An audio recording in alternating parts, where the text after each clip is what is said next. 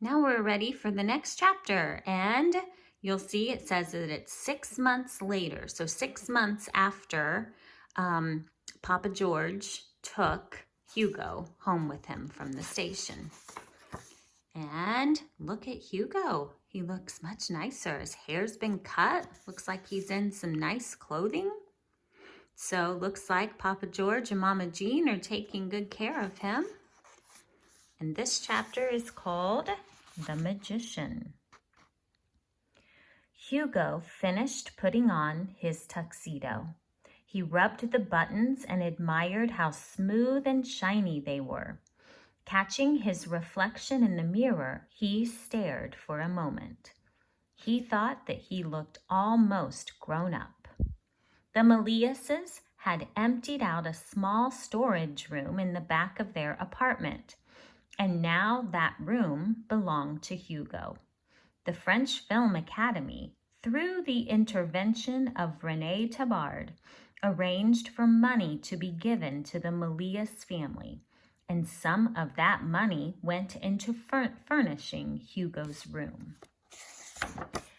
There was a small workbench at one end, and it was covered in little mechanical creatures made out of clockworks and magic tricks of all shapes and sizes, which Hugo had made himself. The school year had begun again, and Hugo had a desk for doing homework. His shelves were covered in books, and he had many souvenirs from the Paris World's Fair, which he and Isabel had attended a month earlier. His father's notebook was safe inside a box in his bedside table. His floor was littered with drawings. He had a little drawer just for the ticket stubs of the movies he and Isabel saw together. In the darkness of a new cinema that opened in a nearby neighborhood, Hugo was able to travel backward through time and see dinosaurs and pirates and cowboys. And he saw the future with robots, and cities so gigantic they blocked out the sky. He flew in airplanes and crossed the ocean in ships. In the dark of the movie theater, he first saw jungles, oceans, and deserts. He wanted to visit them all in real life. In one corner of the room stood the automaton, which Hugo and Papa George had repaired to perfection.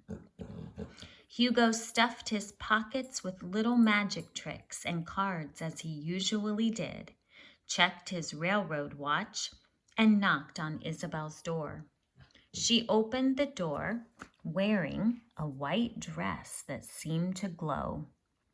In the living room, George Melius had on a tuxedo with his black celestial cape, which had been lovingly mended and cleaned by his wife, and was now as bright and colorful as the day it was made.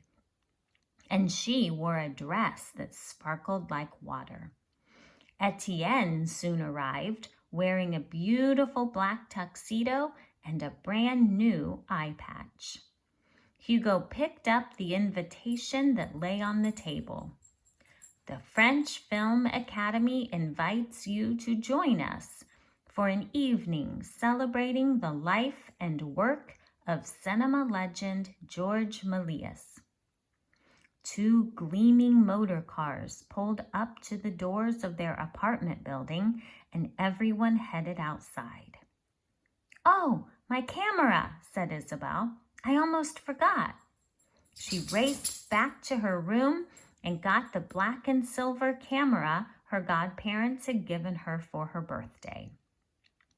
"Will you carry some extra film for me tonight?" she asked Hugo as she handed him the rolls, which he stuffed into his pocket. "And I've been meaning to give this to you." She then handed Hugo a photo she had taken of him with his old friends Antoine and Louise. They all had their arms around one another's necks, and they were laughing. "Thanks," said Hugo. He smiled and slipped it into his jacket pocket. Isabel adjusted the camera and the key on its chain around her neck so they hung properly. Outside, the drivers helped them into the cars, and off they sped to the Film Academy. "It's been a very long time since I've been here," said the old man as they neared their destination. "Maybe I'll ask to see the picture of Prometheus I painted when I was young." "You painted that picture, Papa George?" said Hugo, amazed. "I thought it was of Prometheus. I saw it in the library." "It's still hanging? That's good news. You know the myth, then?" The children told him they did. "Then you know Prometheus was rescued in the end. His chains were broken and he was finally set free." The old man squinted one of his eyes and added, "How about that?" Once everyone was seated in the theater, Monsieur Tabard went to the podium.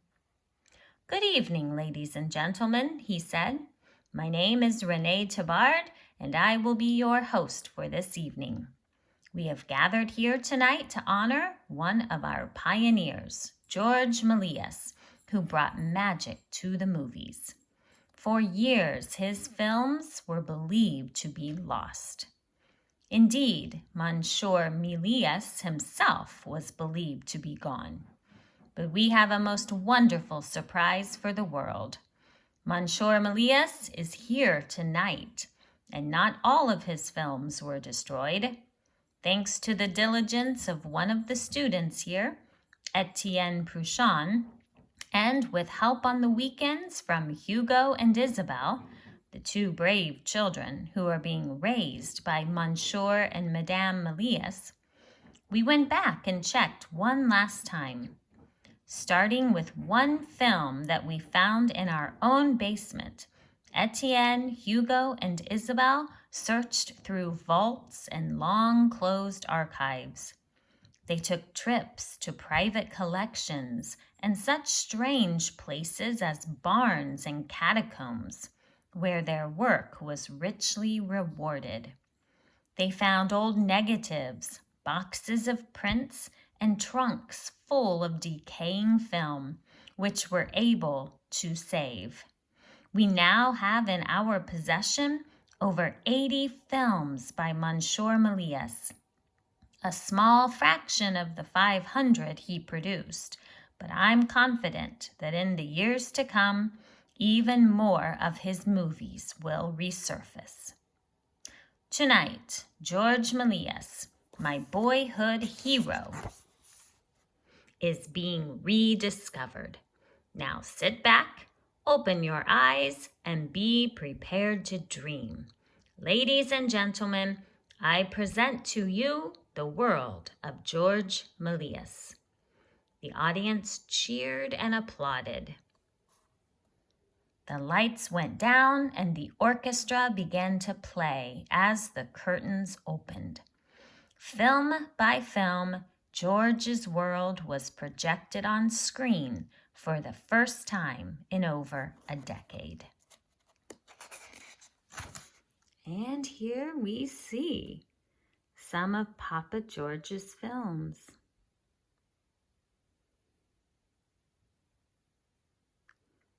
So here's one of them. Here's another one.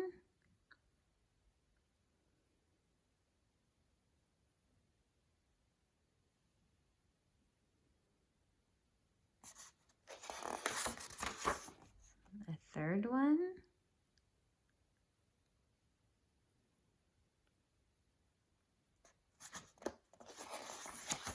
A fourth one. Wow.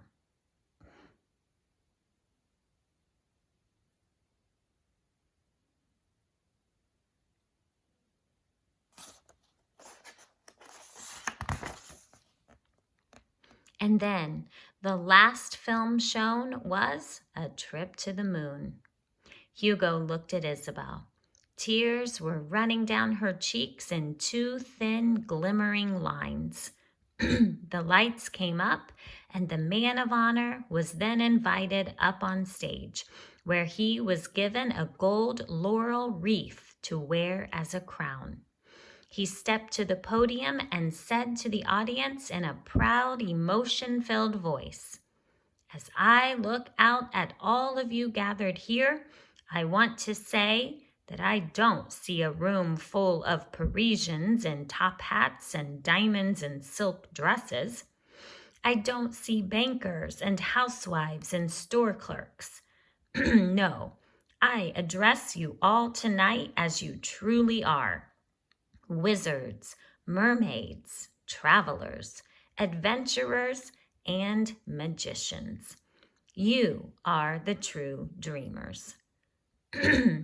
After the gala ended, they all went to a small party in his honor at a nearby restaurant. Isabel took photographs the entire night, and Hugo sat at a table doing magic tricks. A rather sizable crowd soon gathered around Hugo. George Melius walked over to where Hugo was sitting, put his hand on his shoulder, and said to everyone, "I want you all to remember this moment. I believe this is the first public performance ever given by Professor Alcofrispus." Hugo looked up and asked, "Who is Professor Alcofrispus?" "You are, my boy. Professor Alcofrispus was a character who appeared in many of my films, sometimes as an explorer, sometimes as an alchemist, a person who can turn anything to gold. But mostly, he was a magician. And now he has appeared in real life right here in this very room." In that moment, the machinery of the world lined up. Somewhere a clock struck midnight, and Hugo's future seemed to fall perfectly into place.